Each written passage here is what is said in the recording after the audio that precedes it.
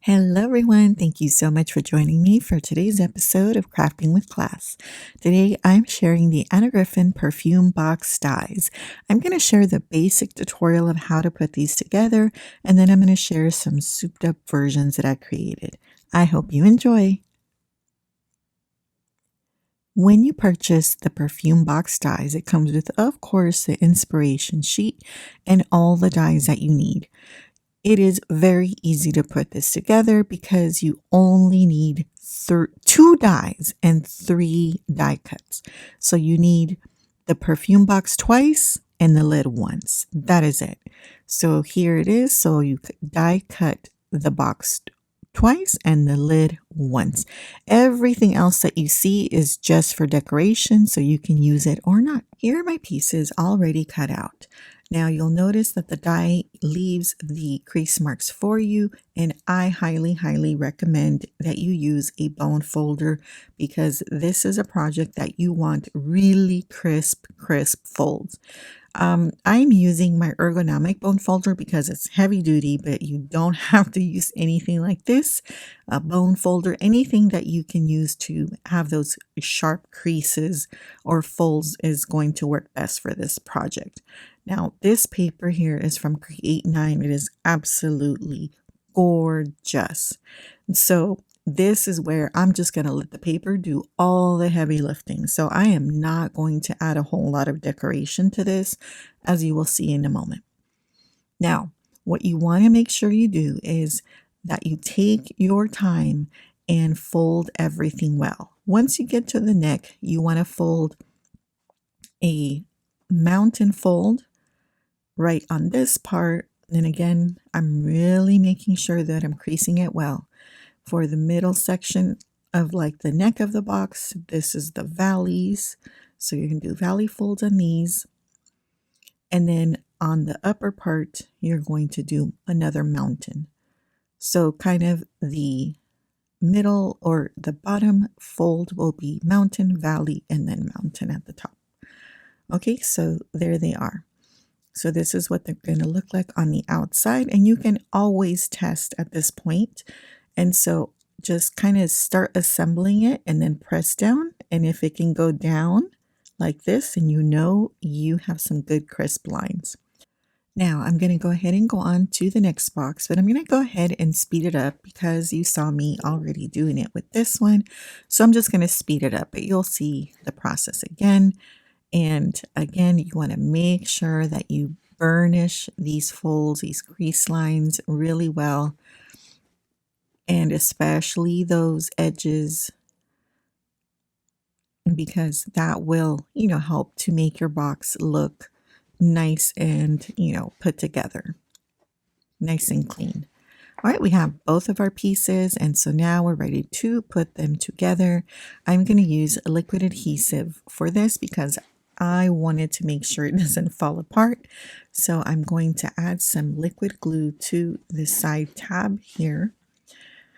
And you want to pay attention to those side edges. So right there, because that point especially can make your box look like uneven or not well adhered. So pay attention to those corners. So when I lay down my next piece on top, just like this, it's going to connect just like that. So it'll look like one long piece of paper. And this is another reason why I like liquid glue, because I can definitely move it around and make sure it is exactly where I want it to be. So now you have one little tab at the top.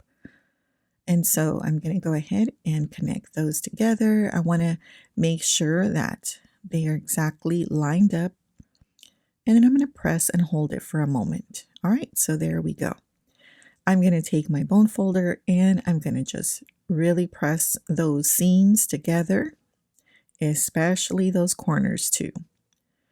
Okay, so there we go. Now this is the front, and if I would recommend if you're going to decorate, this is where you want to do it.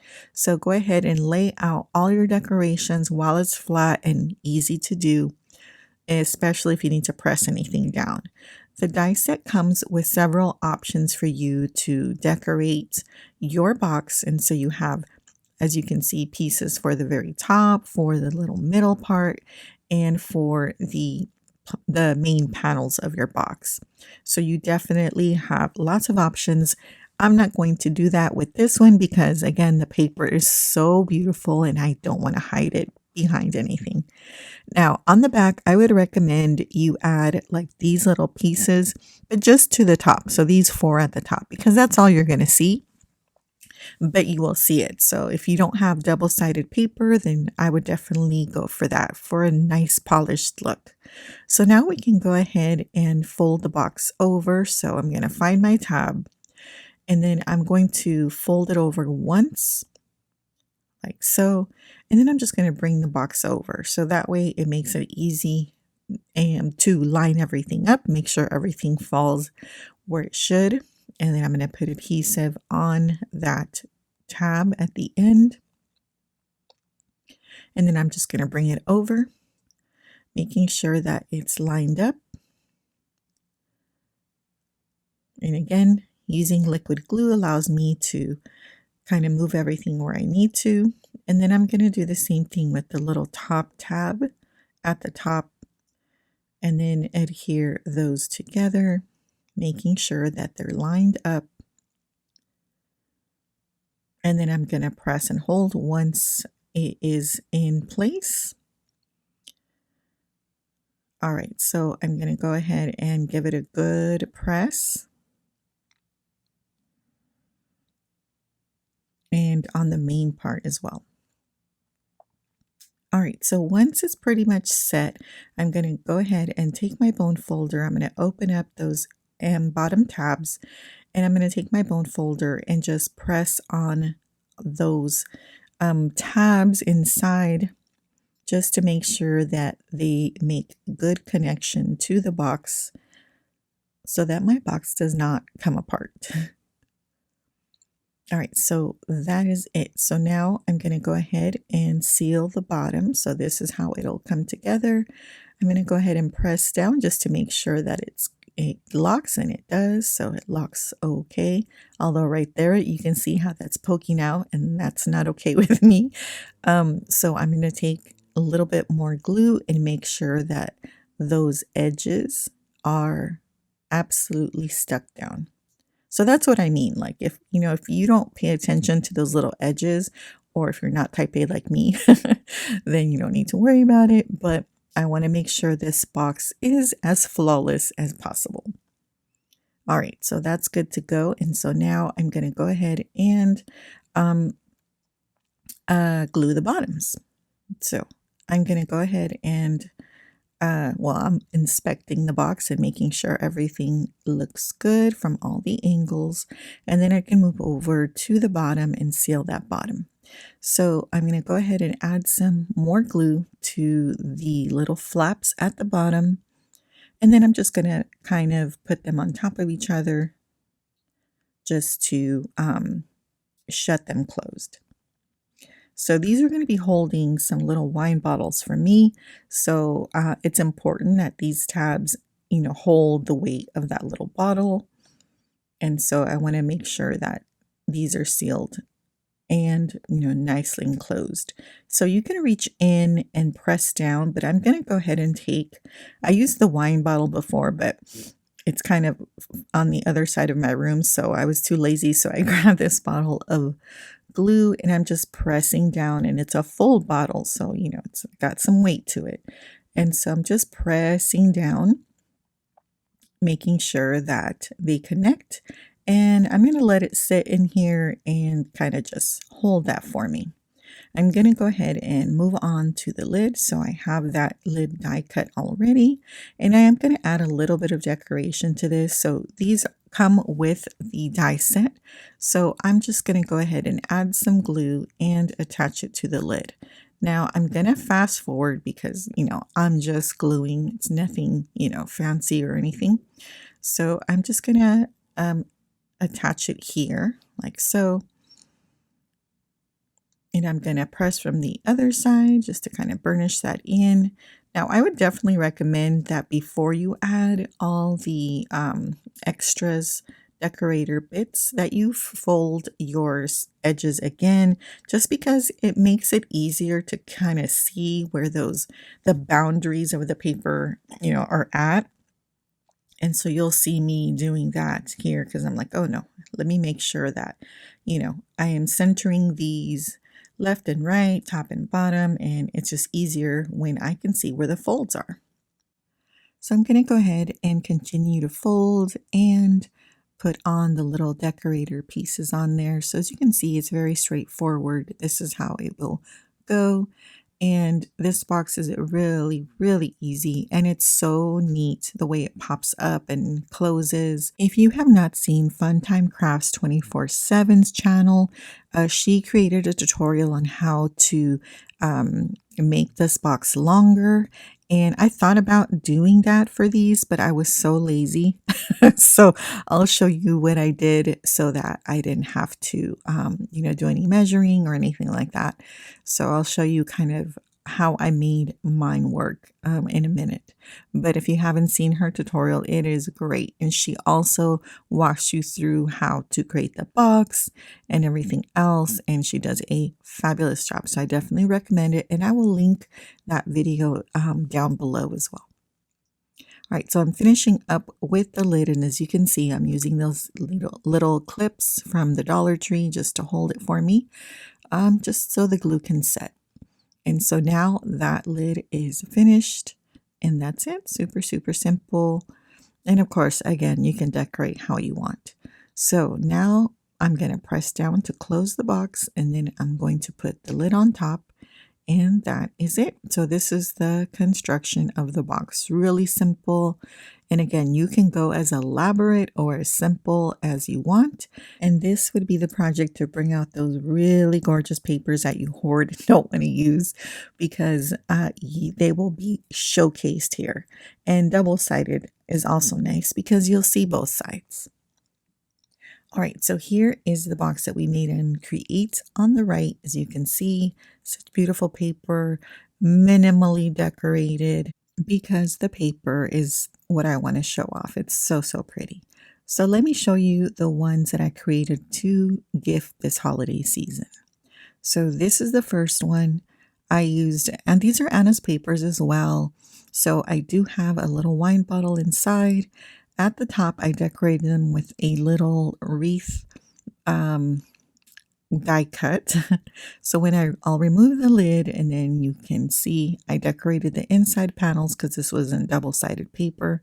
But then here is a bottle of bubbly, of wine actually, not bubbly.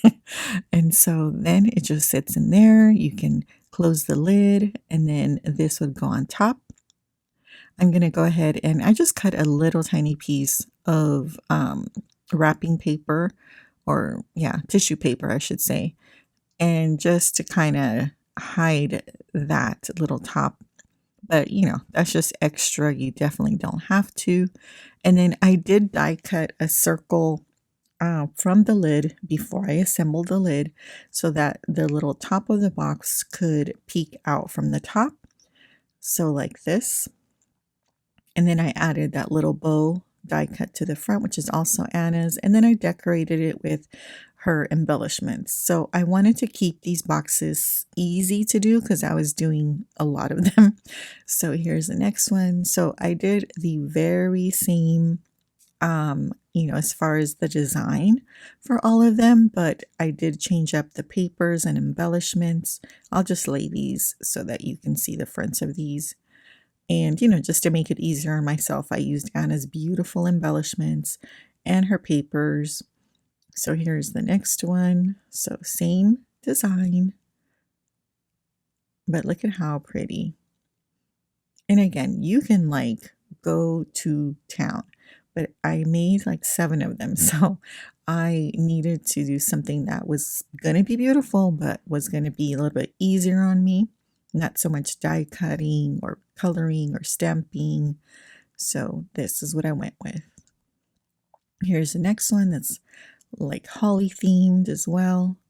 And then this one is actually going to go to a guy. So I kind of used more blues, and I love blue and gold. That's such a beautiful combination of colors. So, but still the same things. So I did like a star theme on the front, so it would kind of go with the pattern paper. So yeah, look how pretty. So there's that one. And I definitely went through a lot of gold cardstock. Thank goodness I have a lot. So here's an empty one so you can see. So it presses down so easily. Then the lid on top. And I used Anna's papers for this as well. These are actually her vellum papers that I used to decorate. So the cardstock, I found that the cardstock doesn't really matter. Like I use 65-pound cardstock, 80-pound, 110-pound, and it all worked. So I think when you have lighter weight cardstock, you just want to make sure that you layer more to make it heftier. Now, I used the Lawn Fawn Magic Iris Holly Wreath add-on to decorate the top of it around the hole with this little wreath. Look at how cute it is. So I die cut it out of gold paper here. This is Anna's beautiful gold paper. So I also, to make this little, so there it is. And you can see I added just little bits of gold stickles to those little berries. For the bow, I used this bow die, and I did have to do mirror images of it so that it could be on both sides. So that just like that. And then so you just fold the little tabs and then it just adhere it to the top and then whoops, and then that just sits on top like standing up. And this little bow can be found in the explosion box die. So if you have this, then you have this little bow. That's where I got it from. And so yeah, so super easy with the aperture so that I can have the top of the bottle come out. Before you assemble the box, I just ran it through with this circle die from Spellbinders, and the measurement of this is 1.5, I believe. I'll show you right now. Yeah, so it's 1.5 wide, but of course you can make it to whatever, your project asks for or calls for. And that's it. So I used a lot of Anna's embellishments just, to razzle dazzle these boxes in an easy way, but I loved how they came out. So here you can see, you can have the box popping up, the lid popping up a little bit so you can see that middle section, or you can have it squished down all the way like it is on the box on the right. So you have some options and you have so many ways to decorate these. So if you got this, tell me what you think. Are you going to be using it this holiday season? And I hope I gave you some ideas with my projects today. Thank you so much for watching, liking, commenting, and subscribing. I will see you in the next video. Have a wonderful week. Bye.